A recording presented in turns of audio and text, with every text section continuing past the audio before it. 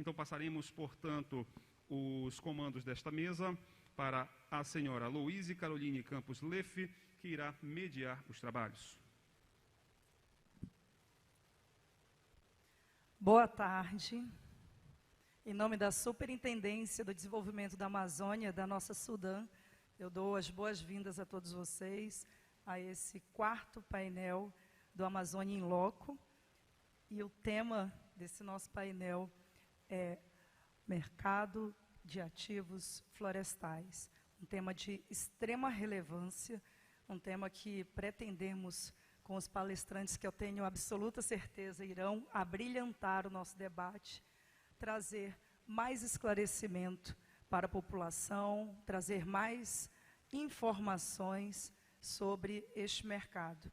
E antes de mais nada, gostaria de apresentar um pouquinho sobre o trabalho da nossa autarquia. Nós somos, a Sudã é uma autarquia federal vinculada ao Ministério do Desenvolvimento Regional, e a nossa missão institucional é uma missão muito nobre e muito desafiadora, que é de promover o desenvolvimento includente e sustentável da Amazônia Legal. E, como vocês bem sabem, a Amazônia Legal é um conceito que extrapola os limites da região norte e inclui o estado do Mato Grosso e parte do Maranhão. Isso significa praticamente 60% do território nacional do nosso país. Daí, o grande desafio da Sudã, de fomentar, de promover o desenvolvimento de toda essa extensão do Brasil, trazendo alternativas economicamente viáveis à população e ambientalmente sustentáveis, para que a gente tenha uma proteção, sim, à floresta amazônica, mas para que a gente possa, de fato, incluir as pessoas que vivem aqui.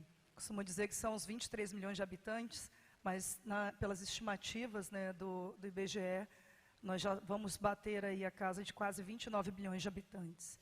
E temos, sim, que pensar em novas perspectivas, temos que pensar em políticas efetivas que possam garantir o acesso aos direitos fundamentais dessas pessoas.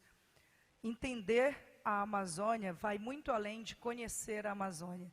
E eu fico muito feliz e muito grata pela oportunidade de mediar esse debate, justamente aqui, em Belém, na Estação das Docas, minha cidade natal. E o nome do nosso evento será Amazônia em Loco. E isso traz uma provocação que eu gostaria de deixar a todos vocês, que é: a gente realmente entende a Amazônia? Nós conhecemos a verdadeira Amazônia? Nós conhecemos os rincões dessa região mega diversa, mega biodiversa? Nós entendemos os anseios da população que aqui vive, os anseios das pessoas que querem empreender, da juventude, das crianças, dos idosos, das pessoas que, além dos povos tradicionais e dos povos que estão em situação de vulnerabilidade, também aquelas pessoas que estão nos municípios mais distantes e precisam, mais uma vez, do acesso aos direitos fundamentais. E para isso que a Sudã conta com instrumentos robustos, que em um outro momento eu faço o convite para que vocês nos visitem. Vamos tomar o famoso café de licitação. Nossa sede fica aqui em Belém, para que a gente possa apresentar a vocês os nossos instrumentos no seu detalhe. Quem quiser saber mais, estão também disponíveis todas as informações no site da Sudã. Mas, de uma forma bem rápida, gostaria de contar para vocês que nós contamos com incentivos fiscais, nós trabalhamos com o Fundo Constitucional de Financiamento do Norte, que tem uma vocação para o pequeno empreendedor, para pequenos produtores, agricultura familiar, que é operacionalizado pelo nosso grande parceiro, o Banco da Amazônia. Trabalhamos também com o Fundo de Desenvolvimento da Amazônia, com projetos relacionados a convênios celebrados entre a Sudã e os municípios, por meio de emendas de recursos do Orçamento Geral da União destinados pelos parlamentares.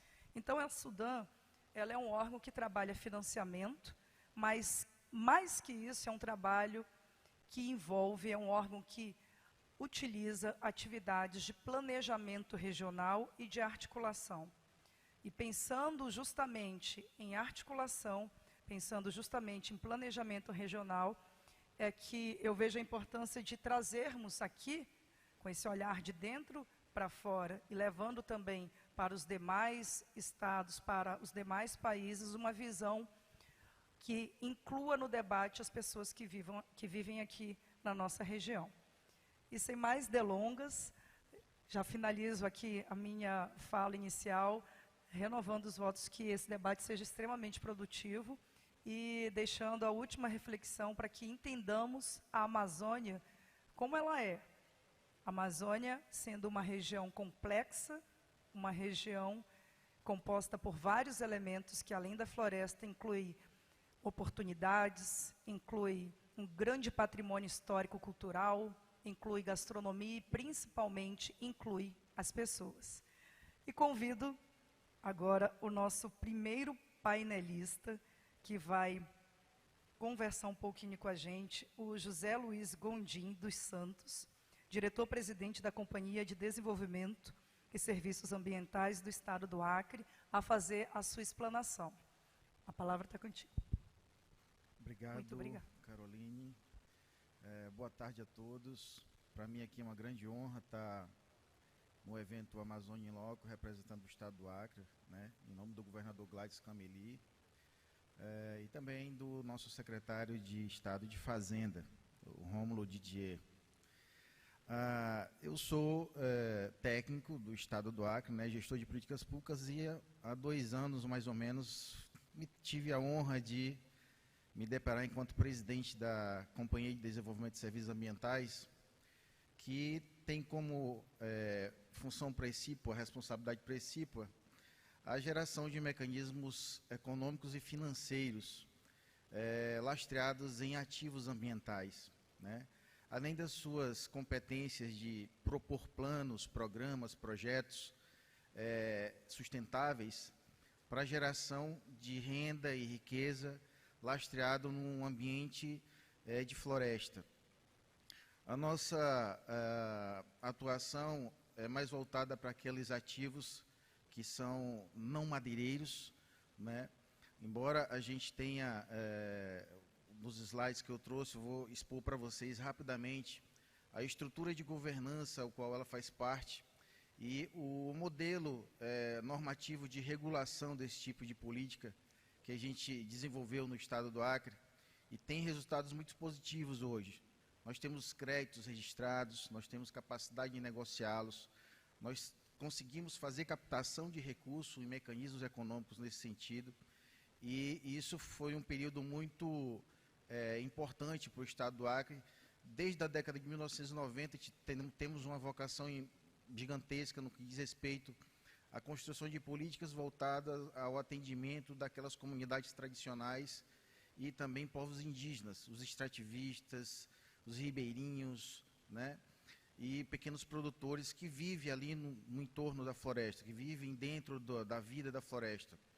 A gente viu hoje as palestras muito ricas da Embrapa, dos bancos que aqui passaram.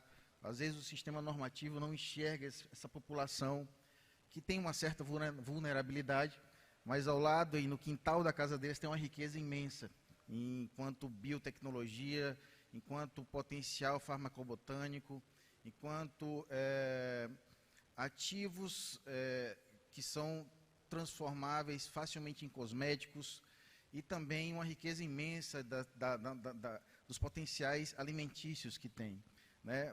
Não sei se foi o palestrante da Embrapa, o Sérgio, que estava aqui, ele falou que do projeto Jari, né? Se não me falha a memória. Quando eles foram em determinadas regiões lá, eles pensavam que iam encontrar, por exemplo, desnutrição infantil. Não encontraram, né? Coisas que a gente vê em um ambiente urbano de forma tão gritante, às vezes, você acha que vai encontrar isso em um ambiente de floresta, não tem esse problema alimentar, de insegurança alimentar, né? Então, o ambiente de floresta, para a gente, no Estado do Acre, por uma questão vocacional, nós temos 84% do nosso território ainda de florestas protegidas, que nem o Evaristo falou, não dá para mexer, são áreas protegidas, áreas de conservação. Então, a gente precisava pensar num novo modelo de desenvolvimento, né? Claro que a economia cinzenta tem o seu tocar, ela continua ali, né, em cadeias produtivas como pecuária, como agricultura em si, que tem uma incidência muito grande nas métricas de geração de carbono e tudo mais, emissão de CO2, mas elas, por incremento de tecnologia, também são passíveis de ter mitigação das suas capacidades poluentes, né? Eu trouxe uns slides, não sei se já está expondo aqui, basicamente para mostrar o ambiente de governança e atuação da sociedade desse programa que a gente intitulou ele como Sistema de Incentivo a Serviços Ambientais. Esse programa ele foi inaugurado em 2010, uma regulação em que a gente traz princípios, normas, diretrizes para a criação de projetos, né, que valorem ativos ambientais e dentro desse programa, dessa estrutura normativa de regulação, ao microsistema de desenvolvimento econômico, a gente conceitua 7 subprojetos, ou subprogramas, que a gente desenhou dentro dessa legislação. E claro que ela foi lançada, foi criada em 2010, mas a gente tem um histórico desde 1990, criando normatizações que preparavam o terreno para uma legislação muito moderna para a época, tanto que o nosso Código Florestal Nacional bebeu um pouquinho da fonte lá do que foi discutido. Na época, nós tínhamos um senador que fez a apresentação do Código Florestal, usou muito conceito que tinha na nossa lei para defender a aprovação do Código atual, e também serviu para modelo de outros estados, né, e outras nações. A Califórnia, por exemplo, usou um modelo de regulação lá para geração de ativos ambientais, o mercado regulado deles, usou o nosso modelo, né?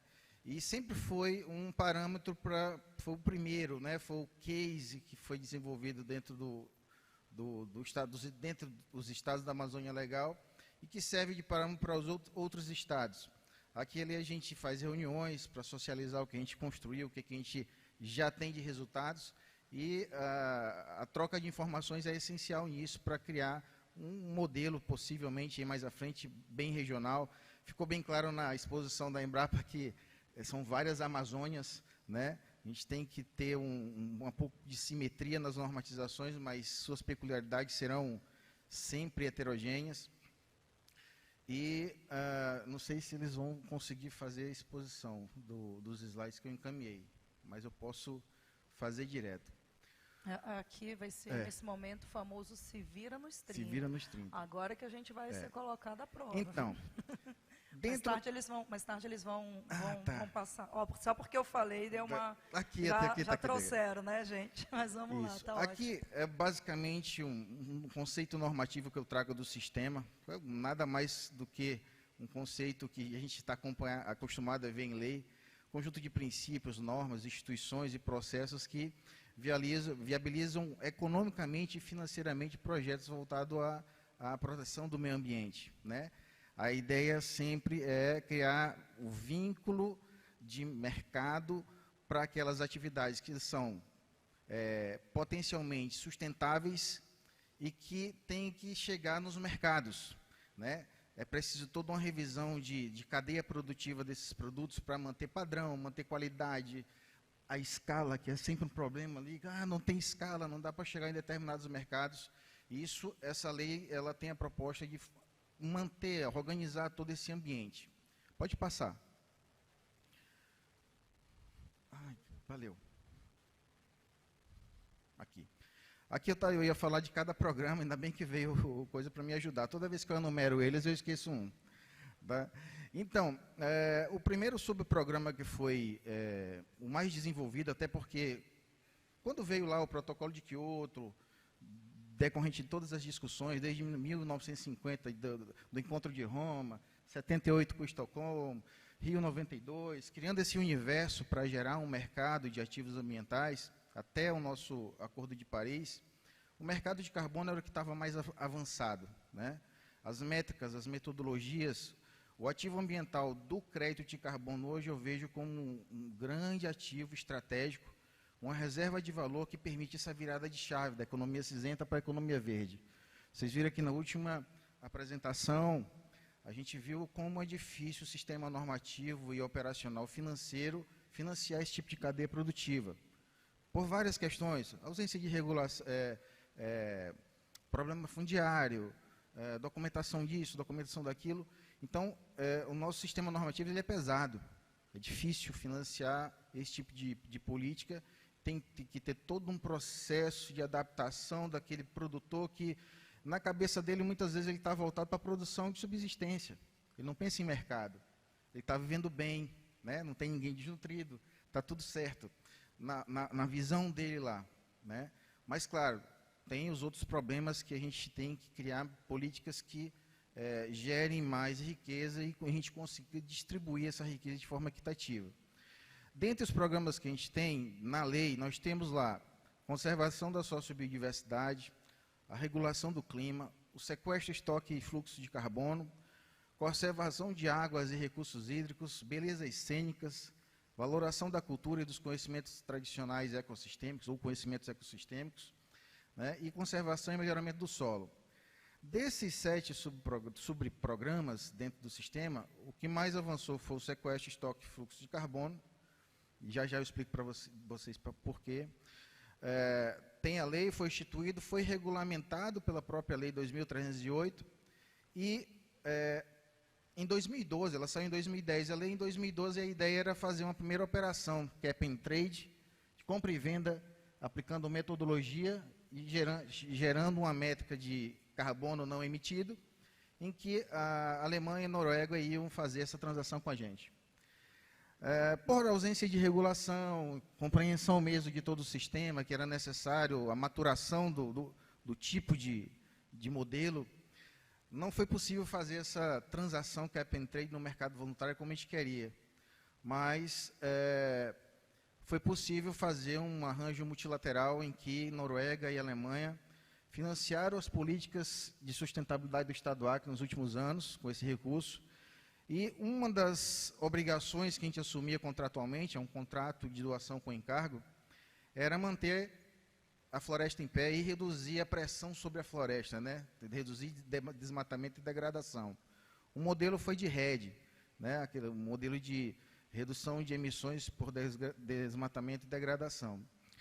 E isso permitiu, em um determinado instante, que a gente fosse executando as políticas de sustentabilidade, preparando as bases da piscicultura, preparando as bases do extrativismo, ampliando produção, fazendo melhoramento de boas práticas, conscientizando as comunidades sobre a necessidade de ter um ciclo melhor de produção e melhorando o ambiente produtivo e, ao mesmo tempo, qual era a métrica que a gente provava que a gente mantinha a floresta em pé? Era o registro disso.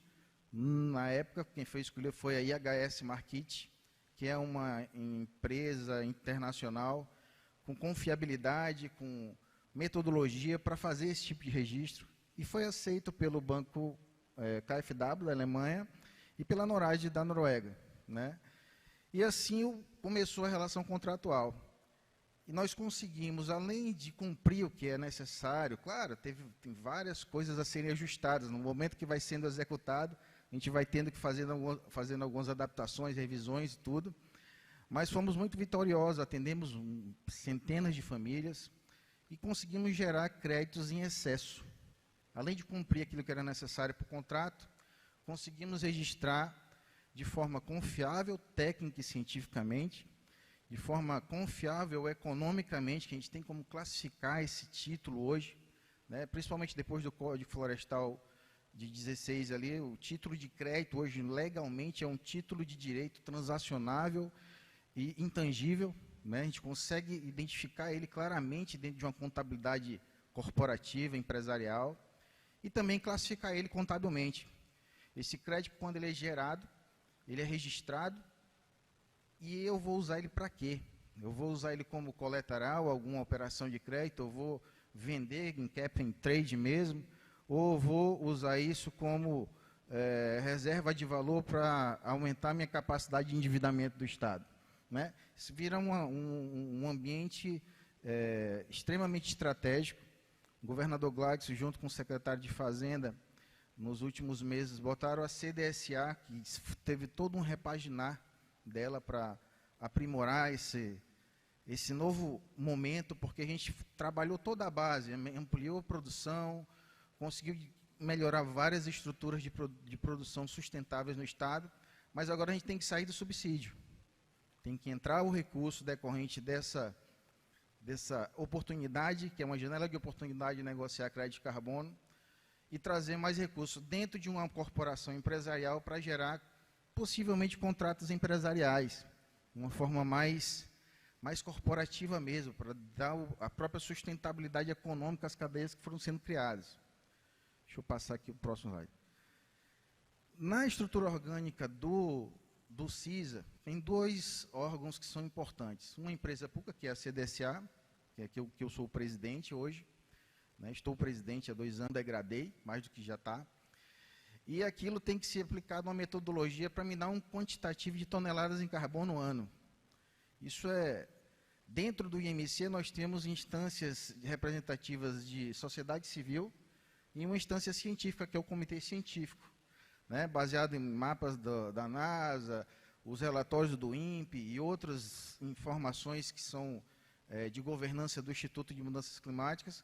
É gerado esse laudo técnico-científico que diz, ó, José Luiz, lá na CDSA, esse ano, ou então período X de anos, nós conseguimos reduzir emissões em, sei lá, 100 mil toneladas de crédito de carbono.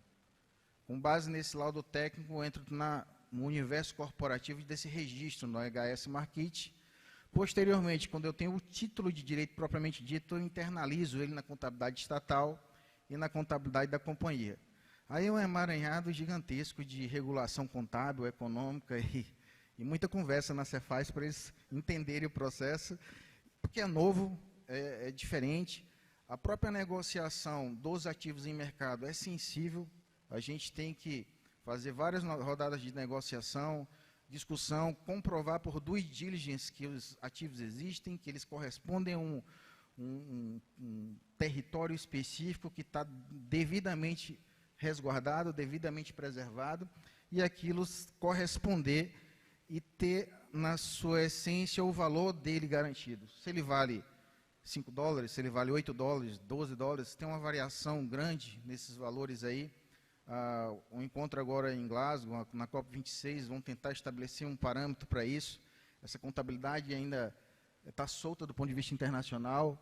Quem define a asseguração e a confiabilidade de um crédito gerado são as metodologias aplicadas, e tem o Artriz, tem a Verra, tem o próprio ACS, que, embora ele não tenha, que é a nossa metodologia do Acre Carbon Standard, não foi pensado como um standard propriamente dito, mas na verdade, um protocolo de registro desses créditos que a HS Markit desenvolveu com a gente, que foi aceito no mercado internacional, porque está dentro de um contrato internacional.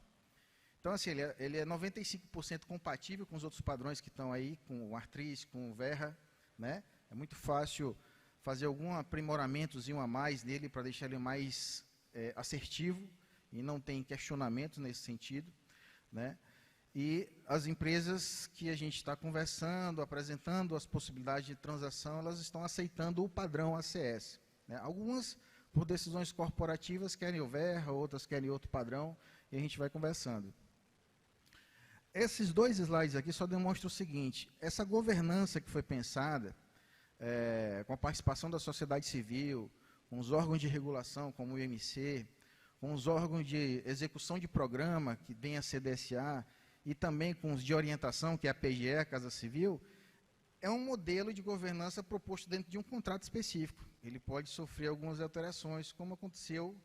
Isso aqui é a fase 1 do contrato, né, essa primeira, e aqui a fase 2 já num outro governo, né, aquele primeiro foi no governo passado, esse aqui no governo atual, lá do governador Gladys, para deixar as coisas mais cleans, mais ágeis. Teve algumas adaptações, né, em acordo com os Estados-nações que nos financiam.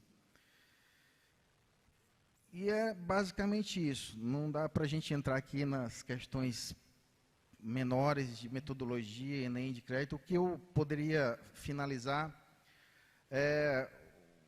tem vários economistas que dizem isso, o Ronaldo Serô é um deles, que o Brasil e o estado do Acre, no nosso caso especificamente, para a gente o ativo ambiental é uma janela de oportunidade imensa, né?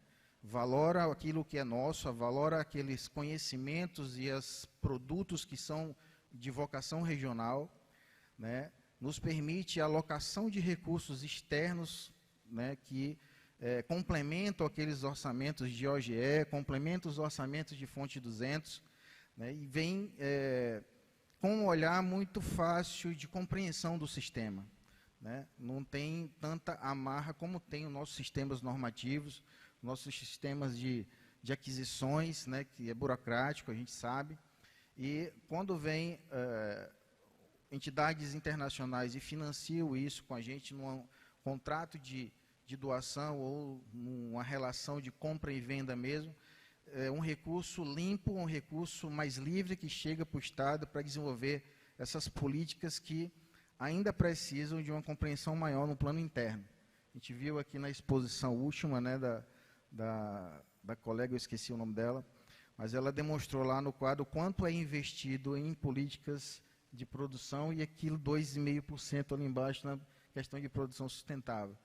Tem que haver mais investimento para que a gente vire essa chave, para que a gente possa contribuir mais com essa questão da mitigação da degradação e do desflorestamento.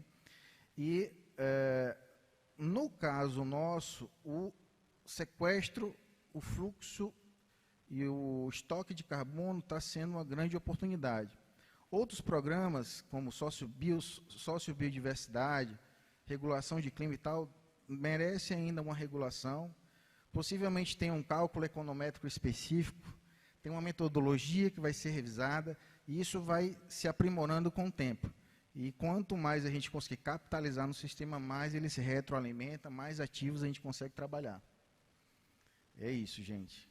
Eu agradeço a oportunidade, espero que eu tenha sido claro e assertivo, e estou até amanhã de noite aí para qualquer reunião específica para a gente conversar mais. Não é simples, é bem confuso mesmo. O ambiente de SA para o Estado não é tão fácil de carregar, né? Mas a gente está se saindo bem e tem muita coisa para mostrar. Obrigado. Muito obrigada. A gente vai mais na frente abrir para os debates e se vocês tiverem alguma pergunta, vocês podem, como aconteceu nos demais painéis, passar e aí a gente passa aqui para eles essas perguntas. E a turma que também está acompanhando no YouTube, eu não sei se vocês estavam acompanhando desde o início esse nosso painel sobre mercado de ativos florestais, mas a gente já conversou um pouquinho, falamos um pouco sobre a Sudam. A gente teve agora, fomos brindados com tanto conhecimento a respeito de um tema que é um tema difícil, sim, é um tema que, principalmente aqui no Brasil, na região da Amazônia, muito, embora tenhamos aí um grande celeiro a respeito desse tema, ainda é muito desconhecido e que a gente precisa, sim, debater, ir atrás de mais informação, para poder compreender melhor e ver como esse mercado pode beneficiar tanto a floresta quanto as comunidades, a população que vive na Amazônia, com esse olhar sistêmico que a gente tem tanto falado. Eu gostaria de chamar agora para participar, e depois eu vou fazer, eu tenho algumas perguntas aqui também para fazer para ti, vou deixar isso mais para o final, lá para os debates. Gostaria de chamar a participação, que está remotamente conosco. Infelizmente, você não está aqui em Belém do Pará, na Estação das Docas, né? Então a gente vai fazer uma certa inveja para o Lodovino Lopes, que ele é advogado, especialista em direito comunitário europeu, tecnologia da informação, direito ambiental, dentre outras competências, e eu faço o convite para que ele participe aqui conosco e passe a sua apresentação. Eu acredito que já está estabilizado, né? E então ele já pode entrar conosco. Muito obrigada.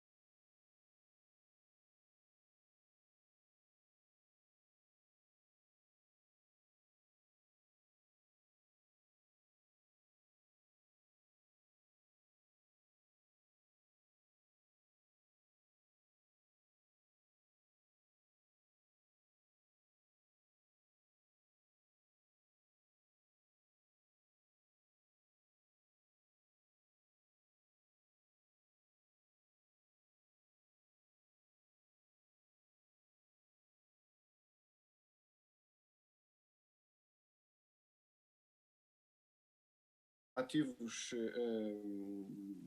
florestais que o país tem desde muitos anos, ela também possa se estender à vocação dos novos ativos ambientais. Isto é, nós precisamos começar a pensar a propriedade e o valor dela de uma forma integrada dentro dessa nova economia de baixo carbono e de uma economia onde os insumos ambientais e os elementos dessa nova forma de pensar o planeta vão fazer parte essencial da nossa mudança do paradigma econômico que está sendo desenhado.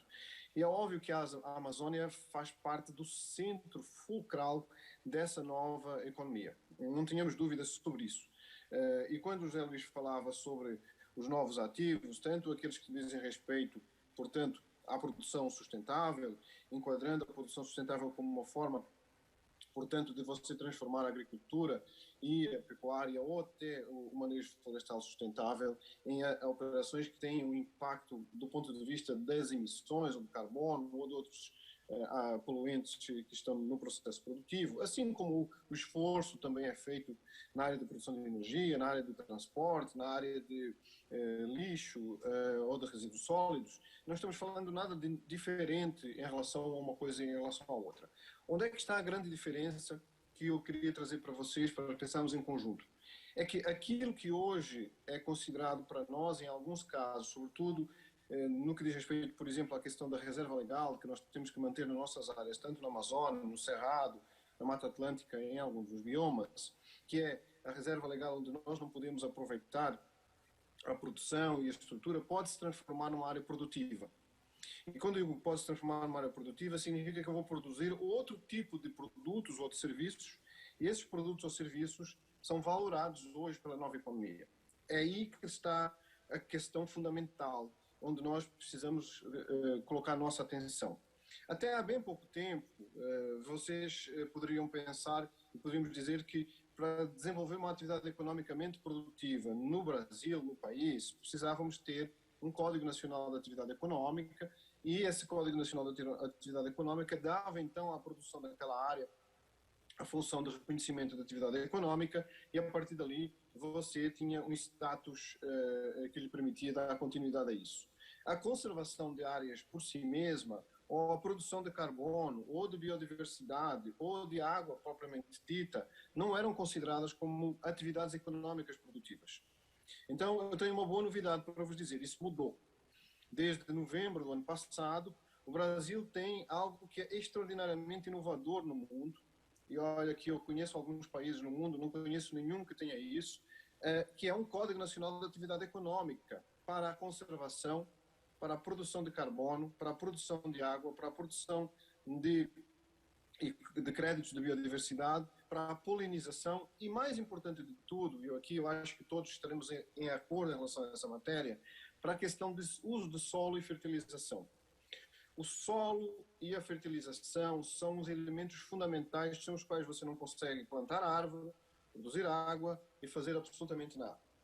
Então, essa colocação que eu quero trazer para vocês, do ponto de vista do novo Código de Atividade Econômica, revoluciona, sim, a forma como nós podemos ver os ativos ambientais e a forma como podemos valorar o nosso valor das nossas propriedades, das nossas terras e dos nossos bens ambientais. Então, nós temos hoje uma realidade onde a pressão sobre o consumo de ativos ambientais e de novos insumos ambientais é fundamental para o processo produtivo, seja das nossas empresas que dependem dos ativos ambientais como a água para produzir os seus produtos, seja para efeitos de cumprimento, então, das nossas metas internacionais, no que diz respeito, por exemplo, à questão do Acordo de Paris e à discussão que está acontecendo aqui em Glasgow, onde eu me encontro neste momento, com a questão das metas de carbono e das metas para as próximas décadas em termos da humanidade, onde se está decidindo parte significativa daquilo que vai ser a economia do mundo, uma economia que deve progressivamente deixar de estar baseada em combustíveis fósseis e estar baseada em desenvolvimento sustentável em ativos ambientais. E a pergunta que se faz é, bom, se a Amazônia tem tudo isso de valor agregado, tem tudo isso de ativos ambientais, como é que eu consigo transformar isso em algo que efetivamente possa ser remunerado, em algo que tenha um valor e que possa trazer retorno financeiro, econômico, de bem-estar e qualidade de vida para quem faz a gestão desses ativos. E é aí que entra, então, esse conceito de ativos ambientais, onde você começa a trabalhar tanto os ativos do ponto de vista de eles serem um produto ambiental, e aí vocês têm os produtos como a castanha, o óleo, a própria madeira é um produto ambiental, ou então como serviços ambientais. E aí o serviço ambiental, nesse sentido, passa a ser, por exemplo, o serviço de redução de emissões de carbono, ou o serviço de produção de água, ou o serviço de produção de espécies da biodiversidade, ou amanhã, como o José Luís efetivamente também colocou para nós, um biocosmético, um biofármaco ou um outro bioproduto com um alimento que vai ser objeto de produção sustentável nesse sentido. Essas regras são fundamentais porque quando a gente está olhando o mundo de hoje, vocês têm certamente percebido na televisão, no rádio e nas notícias que têm chegado para nós, que a União Europeia, por exemplo, criou regras de entrada limitando os produtos que têm um grande percentual de carbono ou carbointensividade. Então, isso significa que se abre uma nova janela do ponto de vista da qualidade de produtos que têm um baixo grau de intensividade de carbono ou que contribuem de alguma forma para o combate a esse risco que estamos todos vivendo, que é o do aumento da temperatura no planeta Terra. Bom, isso significa dizer que estamos começando a medir coisas por valores diferentes. Significa dizer que, do ponto de vista econômico, coisas que no passado não eram valoradas passam a ter um valor econômico e passam a fazer parte do nosso menu econômico. E isso muda conceitualmente muitas das formas como nós encarávamos o mundo até há bem pouco tempo nesse sentido. Então, os ativos ambientais passam a fazer parte dessa nova estrutura de valoração e de ativação de património. Significa que se eu tiver na minha área uma área de produção de água, eu vou valorar essa área e essa produção de água não apenas pela disponibilidade de transporte dessa água e distribuição, mas pelo valor intrínseco da água, o quanto ela significa para esse ativo. Se vocês perceberem, por exemplo, hoje a métrica fundamental é carbono, mas ela é mais do que carbono. É uma métrica chamada graus Celsius. Isto é, certamente têm ouvido falar, e todos nós na televisão estamos vendo, que o planeta está aumentando a temperatura e que o objetivo é manter a temperatura no máximo em 1,5 graus Celsius. O que significa dizer que a nossa métrica, na verdade, ela não é mais só carbono. É uma métrica chamada temperatura. Então, todas as ações que nós pudermos fazer no planeta que contribuem para a redução da temperatura no planeta, como, por exemplo, a produção de água que evapotranspira para a atmosfera nas nossas florestas, passa a ser parte integrante desse leque de ativos que estão sendo estruturados aqui. Isto pode parecer para vocês algo que é do futuro, eu diria não é mais do futuro. Lamento informar-vos, mas isso já faz parte do nosso futuro de Jetsons atual. Esse futuro já está aqui. Você já tem mais de 240, 280 mercados de ativos ambientais no planeta, tanto mercados que vendem carbono, quanto mercados de água, de biodiversidade e de solo e outros elementos. Várias das jurisdições do planeta já começaram a desenhar essas estruturas e o estado do Acre, como o José Luís comentou há pouquinho, é um dos pioneiros nessa área desde 2010, assim como alguns outros estados da Amazônia brasileira também estão trilhando esse caminho nesse sentido. Então, Mato Grosso, o Amazonas, o próprio Tocantins, o Pará, vocês aí no Pará passaram legislação recente sobre esse tema, criaram estruturas de fundos, criaram estruturas de agregação de valor para essa nova economia. As vossas delegações dos governos regionais estão aqui em Glasgow discutindo esse tema intensamente e ativamente, trabalhando nessa nova agenda, nessa estrutura. Então, esse tema é um tema realmente central e o que eu queria trazer para vocês de conforto em relação a isso é de que sim, já tem gente fazendo aquisição de ativos ambientais, já tem gente comprando tanto carbono quanto aquilo que a gente está chamando de nature-based solutions, ou soluções baseadas na natureza. E isso significa que o leque de opções está entre o carbono, que vocês estão ouvindo falar o tempo todo, e aí carbono significa uma atividade que eu desenvolvi de acordo com um determinado standard, como o José Luís colocou para nós, que leva a que eu possa emitir ou registrar um título intangível transacionável, e lá no artigo 3º do Código Florestal, essa noção jurídica já está criada no Brasil. Então, vejam, nós já temos um Código Nacional de Atividade Econômica, já temos o conceito jurídico de reduções de emissões e de carbono no Código Florestal, e também já temos uma outra coisa muito interessante, que provavelmente alguns de vós já saibam, mas que faz parte de uma nova estrutura que o país está criando há algum tempo. Em 2017, com o presidente Temer, foi passada uma nova legislação que diz que o produto interno bruto brasileiro deverá ser composto e calculado também no futuro com as externalidades negativas ambientais ou positivas ambientais. Isto é, aquilo que são os nossos ativos ambientais do país passarão a fazer parte do nosso PIB, do nosso produto interno bruto. Isso já é lei. O que falta neste momento é definir qual a forma do critério de valoração dessa nova estrutura e desse novo articulação. Então, nós temos aqui um leque de ativos, que são carbono, que são água, biodiversidade, regulação do clima, o uso do solo, a polinização, aos quais vocês podem dar valor nas vossas propriedades privadas ou nas estruturas públicas e fazer parte, então, do ativo da empresa. Contabilizá-lo, valorá-lo e transformá-lo em recurso financeiro, em recurso capaz de entrar nos vossos cofres. Então, esse ponto principal hoje é uma questão estratégica para definir que ativos cada um de nós, nas suas propriedades e na sua gestão da política pública, deverá efetivamente produzir.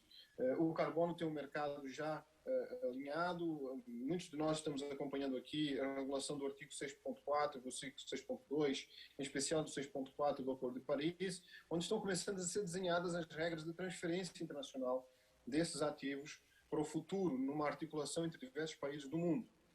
Óbvio que isso vai aterrissar na legislação brasileira um pouco mais tarde, há algum tempo nós vamos precisar fazer adequações em relação a essa matéria, mas isso já não é mais uma questão de se vai acontecer, é o tempo que vai demorar para fazermos essas adequações, esses processos. E, por outro lado, a nova economia de pagamento por serviços ambientais, com a Lei 14.119 sendo aprovada recentemente, e o artigo 41 do Código Florestal, como o José Luís já comentou para nós, já integrando esses modelos que nos permitirão, então, fazer procedimentos econômicos e financeiros dentro dessa nova economia, desses novos valores que estão sendo colocados.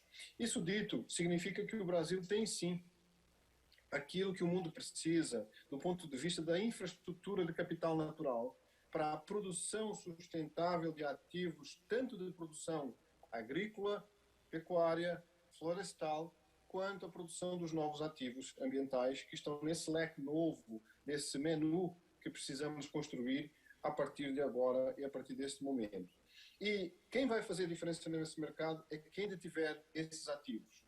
E quem detiver esses ativos de forma correta, adequada, estruturada colocada à disposição para que o mundo possa, a partir daí, adquiri-los e comprá-los. Há uma discussão internacional sobre esse tema, há muitas dúvidas ainda, mas não tenham dúvidas sobre a questão de formulação regulatória, da formulação jurídica, da formulação e da capacidade dos instrumentos que a gente já tem para poder desenvolver esse tipo de atividades. Então, eu diria que a Amazônia tem um papel extraordinariamente importante, central nesse ponto aqui, tanto do ponto de vista do quanto ela detém de ativos, da forma como ela pode transformá-los, quanto também, sobretudo, dessa forma de podermos transformar aquilo que até há pouco tempo era um ônus e passou, por conta dessas mudanças conceituais, a ser um bónus que nós podemos efetivamente capitalizar.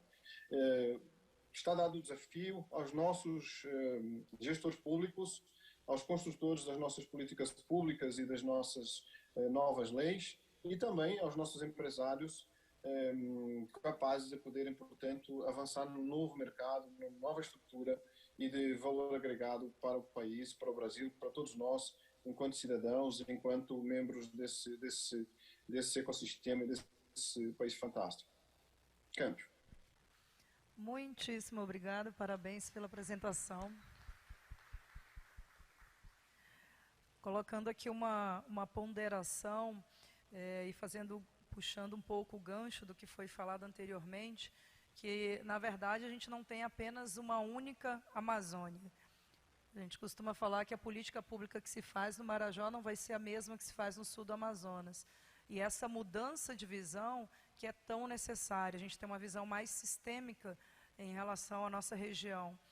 E entender que dentro da Amazônia, em todas essas mesorregiões, micro-regiões, você vai ter áreas que são áreas que já estão antropizadas, que é necessário uma política que faça um enfrentamento para aquela região, considerando as características do território, as vocações locais. E aí a gente vê, ele mencionou muito bem, Ludovino, aspectos relacionados ao agronegócio. E, com toda certeza, hoje a Embrapa está aí para mostrar que sim, é possível trabalharmos com o uso da tecnologia, fazendo uso racional desse setor, colocando a produtividade, com muito mais produtividade, fazendo uso da tecnologia e também trabalhando em sistemas agroflorestais, em sistemas sintrópicos e LPFs, enfim, existem possibilidades que dentro da nossa região, em áreas antropizadas, podemos trabalhar. Além disso, quando a gente considera justamente a Amazônia como essa região que traz características muito distintas, seja pela extensão territorial e diferenças culturais, nós também temos ali regiões que sabemos que estão em expansão, outras são regiões ainda intocadas, regiões preservadas, e daí a necessidade de ter uma modulação da política pública especificamente para cada área. Por isso que a gente vê essa mudança de matriz, essa mudança de olhar. A gente não pode pensar mais, a gente costuma falar na Sudã, na saca do cacau apenas. A gente tem que pensar em verticalização, em um chocolate com denominação de origem, pensar em agregação de valor, em trazer o selo, a marca da Amazônia, que faz sim esse casamento com sustentabilidade ambiental que a gente tanto persegue, que a gente tanto quer. E é nessa mudança de matriz, eu vejo que tanto a regulação do mercado de ativos, quanto o pagamento de serviços ambientais, ela tem sim um mote fundamental que a sociedade precisa se apropriar, conhecer mais ainda, para que a gente possa fazer um uso direcionado, mais adequado, customizado para cada uma das nossas regiões. E trazendo aqui um bom exemplo de como isso também pode ser construído, eu já posso chamar aqui para fazer as suas considerações, fazer a sua apresentação, o nosso terceiro painelista, que é o Claudinei Freitas, ele que é diretor do Fórum Nacional de Atividades de Base Florestal, empresário com larga experiência no manejo florestal, também diretor do Centro de Indústrias Produtoras do Estado de Mato Grosso. E passo a palavra, mais uma vez, faço convite para que todas as perguntas vocês nos encaminhem, a gente abre para o debate ao final dessa terceira apresentação. Por favor. Boa tarde a todos. Boa tarde, Carolina. Obrigado. Gostaria de cumprimentar todos que estão presentes nesse evento muito importante, a gente levar o conhecimento, talvez essa é a palavra-chave, Carolina, a falta de conhecimento, de informação. Eu acredito que esse evento ele faz acontecer com que o conhecimento chegue às pessoas. É um prazer estar aqui, ter sido convidado pela Câmara Espanhola. Eu dei uma lida, a Câmara Espanhola tem 65 anos já trabalhando, né? E a gente, eu estou representando uma organização também, que é o CIPEM, que congrega 8 sindicatos lá no estado do Mato Grosso. Eu sou empresário, investidor, não sou técnico, né? Mas nós estamos na prática, no dia a dia, estudando muito, muito, muito para fazer o que é correto. E graças a Deus nós podemos falar que fazer o que é correto tá e se tornou viável. Trabalhar ilegal e correto não é mais viável. Todos que tentam trabalhar da forma ilegal, de uma forma fácil, entre parênteses, né, não vai dar certo. No Mato Grosso, a secretária do Meio Ambiente, SEMA, hoje tem uma profissional lá na gestão, que é Maureen Larazetti, que fez um convênio com o Satellite Planet, que ele passa diariamente aqueles empresários que temem trabalhar de uma forma equivocada, não vai dar certo, ele vai receber uma notificação via correio, porque o Mato Grosso, Carolina e José, ele está como exemplo aí no projeto de maneira sustentável através da iniciativa privada. Os números de hoje, que foi até apresentado na COP26, é que o Mato Grosso tem 4.700.000 hectares de floresta manejada. E existe um planejamento para que, até 2030, a área manejada pela iniciativa privada no estado do Mato Grosso, na Amazônia, chega a 6 milhões de hectares. Um exemplo, eu estou numa região médio-norte, Nova Maringá, aquele município tem 1.150.000 hectares de território. Nós temos mais de 700.000 hectares de floresta em pé, e desses, 380.000 hectares está averbado através de manejo. E nós temos inúmeros profissionais no setor de base florestal que trabalha correto. Eu estou representando essas pessoas. Nós temos o grupo no WhatsApp, a tecnologia veio para ajudar, a troca de informações, mais de 357 empresários lutando, trabalhando, estudando e fazendo da forma mais correta possível. Algumas normativas a gente acha que deve mudar para melhorar a organização e a forma de verificação. Nós temos exemplo no Acre mesmo, eu tive no Acre, nós temos um empresário lá da iniciativa privada, Diógenes, não sei se você conhece, ele está com a iniciativa pioneira dentro da iniciativa privada, que é a rastreabilidade através do DNA. Isso está acontecendo, logo mais muitos vão saber, porque está acontecendo isso no Acre. E no estado do Mato Grosso está bem adiantado a rastreabilidade da madeira, que nós somos extremamente favoráveis. Na verdade, a rastreabilidade da madeira, ela existe, mas ela existe fisicamente.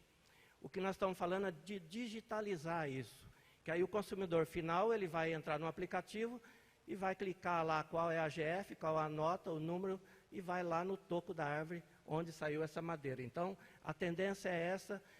O Mato Grosso já vai entrar o Cisflora 2.0, inclusive na nossa empresa nós tivemos e recebemos a equipe técnica do estado do Mato Grosso para ver a realidade do pátio, desdobramento também, infrações de tora no pátio, para que o sistema não venha colidir com a realidade, né, dos trabalhos do setor de base florestal.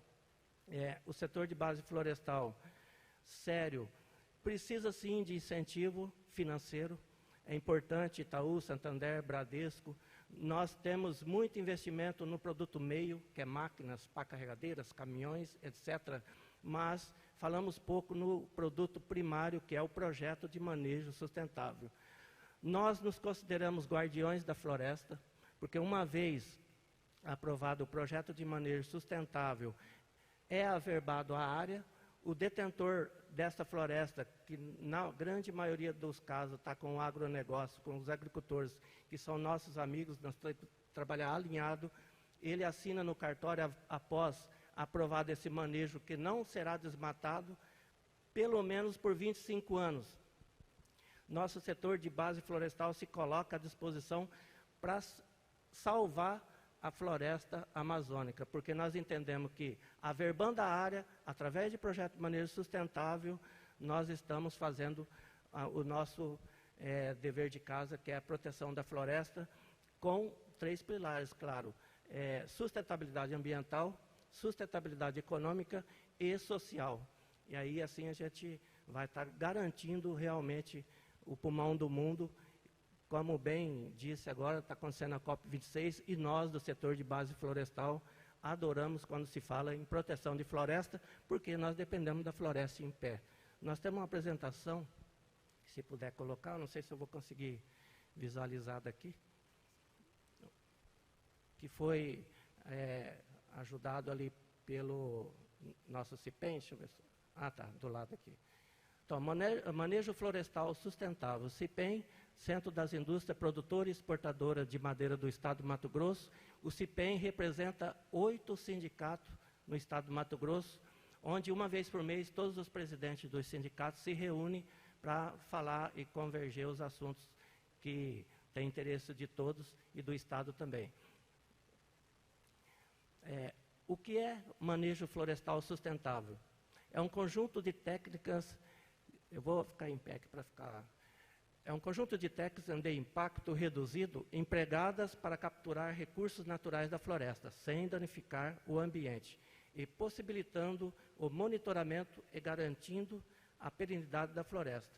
O plano de manejo florestal sustentável define como a floresta será explorada.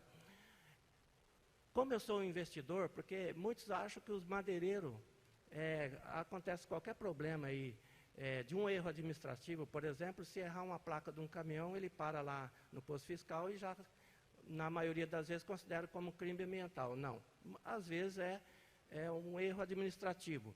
Nós somos investidores.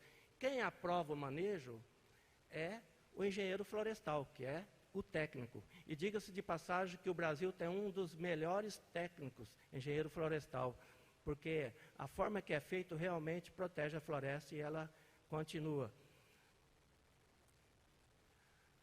A importância do projeto de manejo garante a continuidade da produção sem a destruição da floresta, por meio do planejamento da exploração. Pode ser efetuado juntamente com outros usos da floresta, como a colheita de frutos, cipós, palhas, entre outros. Quando se fala em bioeconomia, o setor de base florestal está dentro desse contexto. Nós, por exemplo, no Médio Norte do estado de Mato Grosso, não se perde nada. O pó de serra, ele é seco e jogado em aspersão para gerar energia. A Votorantim, que está lá instalado na cidade de Nóbrega, usa toda a produção de pó de serra de toda aquela região para gerar energia para a fábrica de cimentos. E o cavaco, aquela maravilha que sai ali, a casca da madeira, ela é picada e vende também para as usinas de etanol de milho, que hoje tem a Impasa, tem a FS e entre outras, que está acontecendo esse investimento bem forte no estado do Mato Grosso, e o Acre também, com certeza, já está nesse contexto, né? Garante a conservação da cobertura vegetal da área, além de prestar serviço ambiental na medida em que as árvores fazem a manutenção do ciclo hidrológico e o sequestro de carbono. É impressionante como, após a colheita da árvore madura, entra o sol, a claridade do sol, fotossíntese, e aquilo lá, depois de um ano, parece que ninguém passou ali, porque ele é muito rápido. Alguém que trabalha na agricultura, que já raleou algodão, feijão, sabe disso, né? Você raleia ali e rapidamente cresce. A floresta é igual. Você tira a árvore madura, que ela já está morrendo, e a Embrapa tem esse estudo de Sinop, que já está à disposição dos senhores através do CIPEM, que a floresta não é eterna como muitos acham. A floresta é como nós, ela nasce, cresce e morre. Claro que tem algumas espécies com maior densidade, é mais tempo, mas tem espécies com menor densidade que 80, 90 anos ela já morreu, e se não tirar ela está só prejudicando as outras que querem. É uma guerra na floresta, na verdade, né? Quem crescer mais mata outro.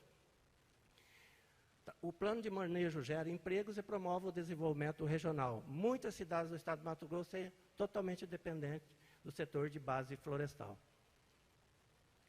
Nós trabalhamos com leis, com normativas, decreto, e temos que estudar bastante isso. A lei federal, né, sobre o novo Código Florestal, amplamente debatida, é recente, né? Não existe uma lei específica do setor de base florestal, do comércio da madeira. Nós trabalhamos apenas com normativas. E é o CONAMA, Conselho Nacional, que faz todas essas resoluções, e a gente tem que acompanhar aí. Só para exemplificar aqui, para as pessoas, coloquei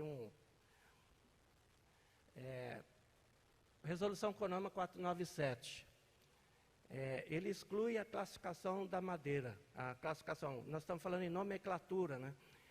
Com a rastreabilidade da madeira, não vai mais ter a nomenclatura. Então, isso vai ser implantado logo mais. Decreto Estadual 2152, de 12 de fevereiro de 2014. Regulamenta a Lei Complementar 233, de 21 de dezembro de 2005, no que diz respeito a procedimento de elaboração, análise e acompanhamento dos planos de manejo florestal sustentável, madeireiro no Mato Grosso. Instrução Normativa SEMA número 2, de 5 de julho de 2018, estabelece o procedimento para solicitação e análise do plano de manejo florestal sustentável. Nós temos uma lei bem complexa, onde temos que estudar muito e trabalhar dentro dessa norma. Você vai estar garantindo que tenha sustentabilidade e o mercado está cada vez mais pedindo que se tenha empresário que acompanha. Ali tem a estrutura para o desenvolvimento do plano de manejo florestal, macroplanejamento. Como funciona, às vezes, a falta de informação? Nós estamos, através do sindicato, Sindinorte, no qual eu participo, convidando os agricultores a participar da nossa reunião e explicando que a área de reserva legal deles pode-se fazer um manejo. Qual o primeiro passo para se fazer esse manejo? É fazer um estudo de viabilidade econômica. Eu tenho 30 anos que estou no setor, eu tenho uma equipe que antes do técnico, do engenheiro florestal, eu mando a minha equipe olhar lá, vai lá e ver como está essa área. Então, anda-se nessa área, uma semana, 1.000 hectares, já dá para saber ali se tem viabilidade econômica. Tendo a viabilidade econômica, é contratada a engenharia florestal. Eles entram no campo e vai fazer a cadeia de custódia, vai plaquetar as árvores, árvore de abate, árvore de porte-semente, remanescente. O que nós, empresário que investe no setor, podemos tirar é apenas a árvore de abate indicado pelo engenheiro florestal. Se tem uma pessoa responsável pelo projeto de manejo, é o técnico engenheiro florestal que é formado para isso. E nós confiamos no engenheiro florestal. Após feito esse trabalho da cadeia de custódia e emplacar essas árvores de abate, porte-semente e remanescente, aí, com toda a documentação, nós levamos para a SEMA, Secretaria Estadual do Meio Ambiente, que vai analisar toda a documentação, tendo CAR, tendo georreferenciamento, se não tem nada que impeça fazer um manejo ali, eles vão em loco visitar essa área e depois, voltando, se tiver tudo ok, é aprovado o manejo. Então, macroplanejamento, microplanejamento. O microplanejamento depende do tamanho da área. Hoje já dá para trabalhar com 500 hectares de manejo. De 1.000 hectares, geralmente 3.000 hectares, 4.000 hectares, então nós fazemos por UPA, cada UPA 1.000 hectares. Mas dá para fazer 500 hectares e através da tecnologia, hoje em dia, você consegue fazer toda a documentação do escritório para um computador lá que vai fazer a AGF, que vai fazer a nota e vem depois deliberado pela SEMA. Então, menos que 500 hectares é inviável por causa da burocracia. Os pequenos que têm 100 hectares, 200 hectares ainda não conseguem, porque realmente não é fácil.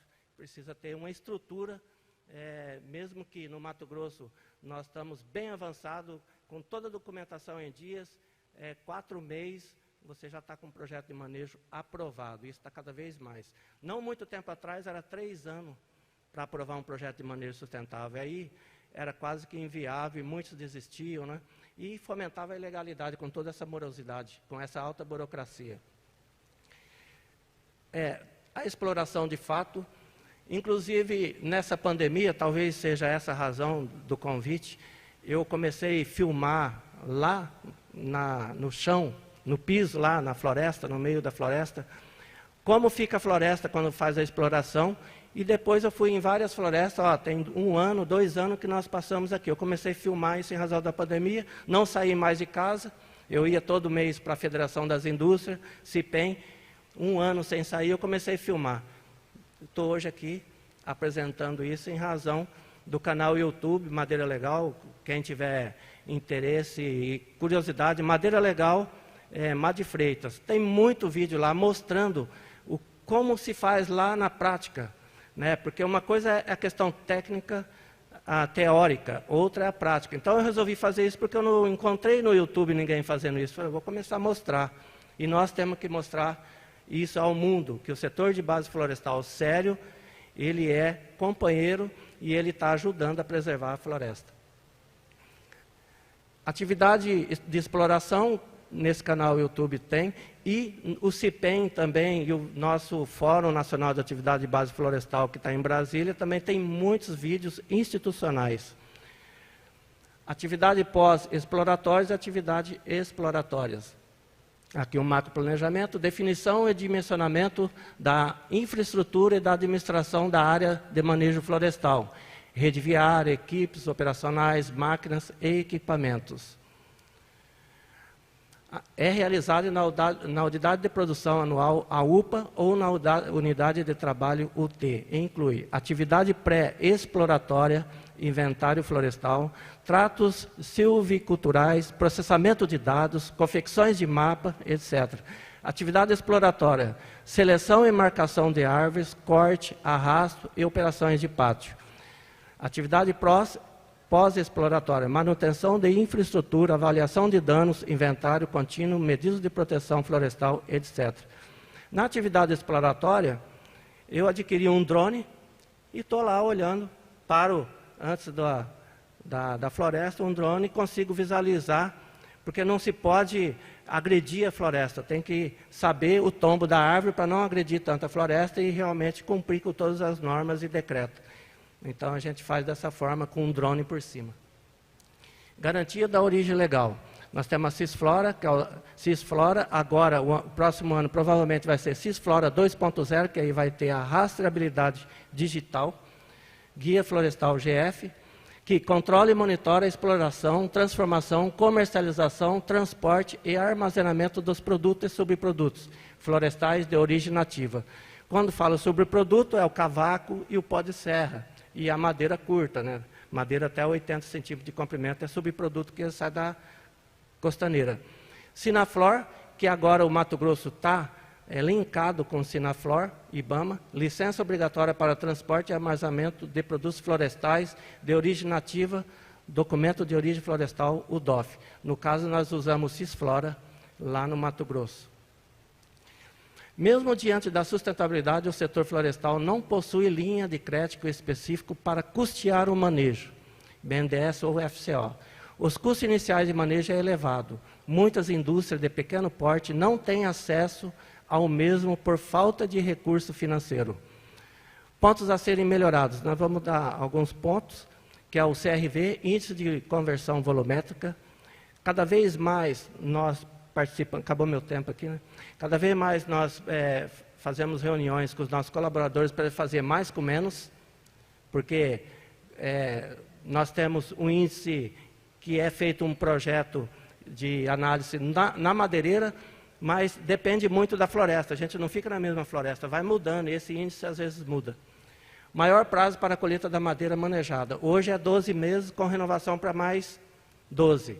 É muito pouco, porque a gente tem que lembrar que tem um período chuvoso. No Mato Grosso são 5 a 6 meses de chuva que ninguém mexe. No Acre é pior ainda. No Acre acho que é só 3 meses de seca, né? De período de seca, e depois é só chuva. Falei com o Diógenes tem que fazer tudo em 3 meses, estocar para o ano inteiro. Então teria que aumentar a nível nacional, isso é em Brasília, CONAMA, o prazo, porque eu não consigo entender por que tem prazo para tirar essa madeira. Se nós temos um prazo estendido, nós vamos tirar com melhor tranquilidade, vai agredir menos a floresta. Linha de crédito verde para averbar a floresta através do projeto de manejo sustentável. Estourei meu tempo aí, está aí o que já falou a Carolina. Obrigado. Muito obrigada, Claudinei. Parabéns pela apresentação. Nós já estamos, sim, com o tempo já ultrapassamos, mas por conta também, eu tenho que trazer aqui, né, defender o nosso painel. E por conta daquele pequeno imprevisto. Então, as perguntas que vocês eventualmente quiserem fazer para os nossos painelistas, ou até mesmo para a Sudam, vocês podem encaminhar por e-mail, e aí a gente repassa a eles e a gente pode trocar figurinha assim. E já finalizando, em relação ao que o Claudinei muito bem explicou, eu acho que a gente tem que levar também para a nossa reflexão e sair daquela visão que nós estamos muito acostumados, que é uma visão de dicotomia, só existe A ou B. Eu brinco e digo que é um multiverso. Então, a gente precisa sair da caixinha. Aliás, não existe caixa, tirar essas paredes de caixinha e pensar de uma forma um pouco mais sistêmica, um pouco mais abrangente, o que queremos para a Amazônia, e verificar que sim, há muitas práticas possíveis, práticas, pessoas, empreendedores, empresas que trabalham dentro da legalidade, que fazem, de fato, fomento para a geração de emprego e renda, e isso leva a qualidade de vida para as pessoas. A gente tem fomento aos circuitos e podemos construir um novo olhar para a Amazônia, pensando no que há de melhor, que já vem acontecendo aqui dentro. São experiências e práticas que precisam ser divulgadas para a atração de novos investimentos, demonstrando que sim, é possível a gente fazer essa construção em conjunto. Então, eu agradeço a participação de todos vocês, agradeço a turma que está assistindo pelo YouTube também, vai ficar gravada a palestra, e faço esse convite a todos para que entrem em contato tanto com a SUDAM, Superintendência do Desenvolvimento da Amazônia, quanto com os nossos palestrantes para eventuais perguntas e trocas de novas experiências. Muitíssimo obrigada.